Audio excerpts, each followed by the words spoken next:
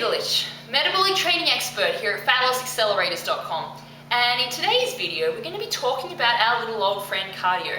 Now, how much do you think is really necessary to accelerate your fat loss results?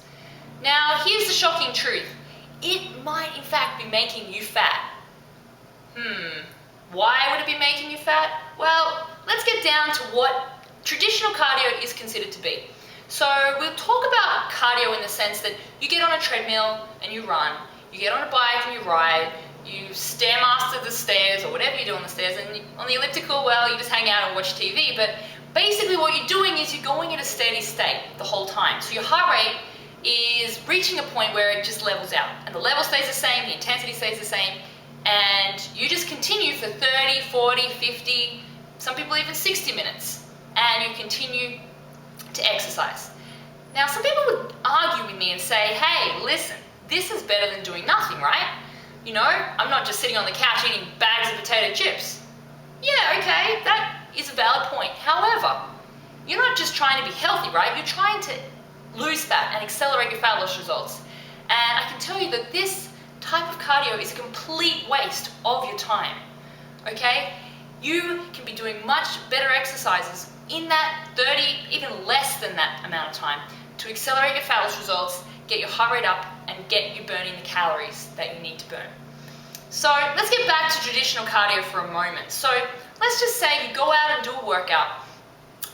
In that 30, 40, 60 minutes, whatever it is, you could burn anywhere between, say, 200, 400 calories. Now, that's just a real ballpark figure. It would depend on your age and your weight and that kind of thing.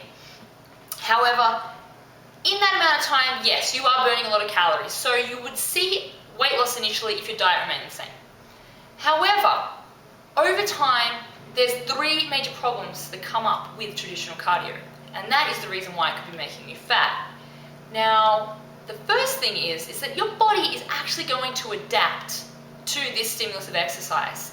So over time, you're not going to be burning that same number of calories that you burnt the first day.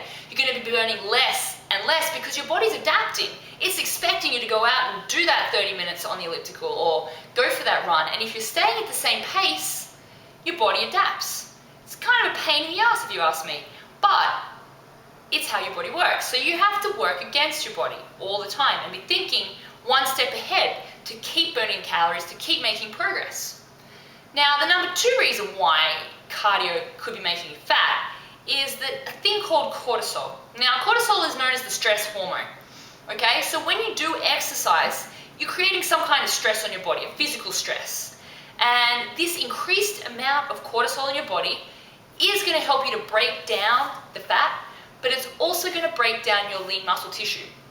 So you're going to be losing muscle mass. And that is why when you go to a spin class, you see a lot of people who are skinny fat. They don't have any muscle tone, but they're all very skinny and lean.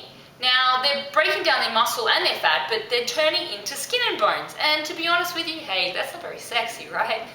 You want to be looking lean and athletic and defined, right? So the amount of cortisol is a big factor that stresses your body more.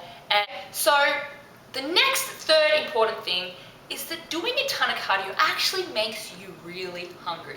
Okay? I don't know if you've ever noticed before, but if you go out and do a run or you start doing a new program that involves a lot of cardio, you start getting damn hungry. Now, I first experienced this when I was running my first marathon.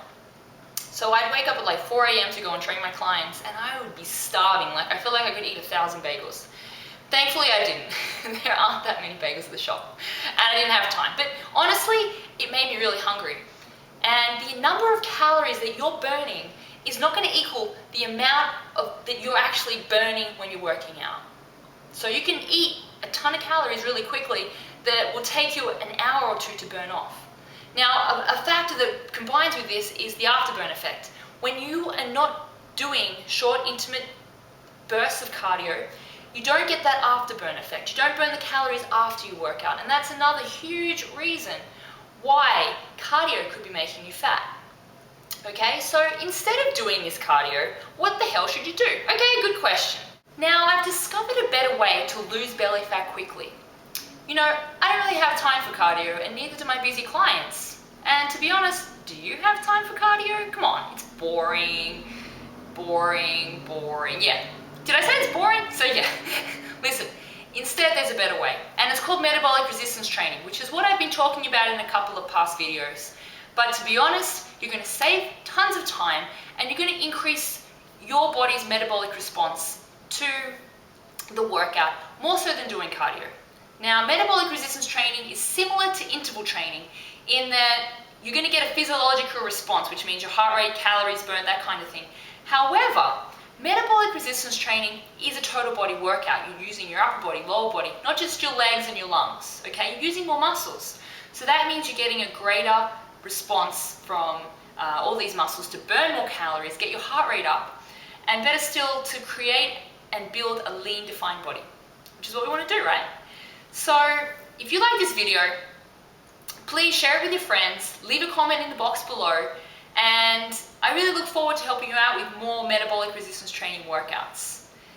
Let's forget about those days where we just go and run it off when we've eaten something bad.